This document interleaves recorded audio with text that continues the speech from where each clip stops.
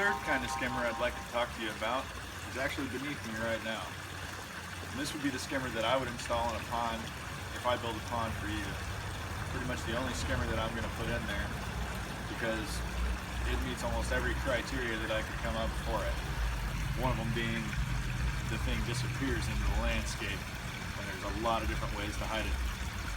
So let me shut this thing down and I'll show you what's going on inside it.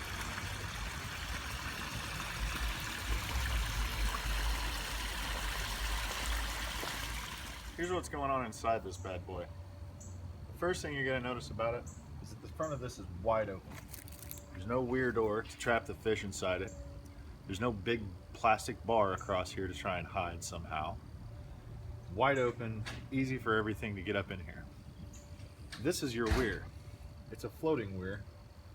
It's circular. So you've got this entire surface area around here that's active on the surface of the water, pulling stuff into here. And when this is running, it creates a vortex or a helical pattern that sucks stuff down into a hard plastic basket, which will last way longer than any net could ever hope to. Then the next thing inside here, we've got a big plate that makes sure that all the water and everything has to go in through here, can't sneak past. Get past the big plate, and we've got a nice Nutella pad. Oh, that's cold and it's on my sleeve. So by the time the water gets down to the pump inside here, it's basically clear water. You got a horizontal pad pulling water down through it vertically and forcing it to be much more effective than some of the skimmers that we talked about, where you have horizontal water trying to move through a vertical mechanical filtration. Now, this is one of the more expensive ones on the market, absolutely.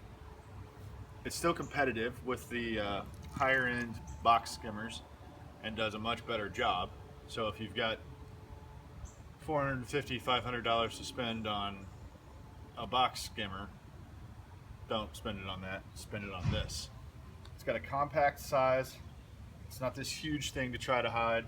Everything about this skimmer is basically underground. It puts the pump about 3 feet underground where the water is never going to freeze.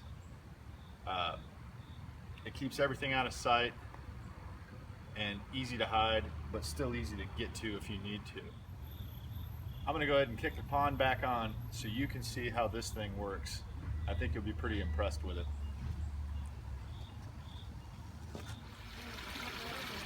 Here it is running, and you can see what's going on. This entire surface area is active on the surface of the water, pulling in from all directions. Forces it down into the basket, and it actually creates a vacuum inside there where it compacts all the debris inside the basket.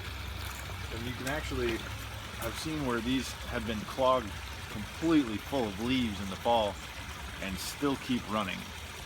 And that's something that you don't generally see. But the first skimmer that I showed you, if that basket gets covered with leaves, it pretty much makes a watertight seal, like a blanket over that basket, and it'll shut off the flow to the pump, run dry, and kick that whole thing up out of the water.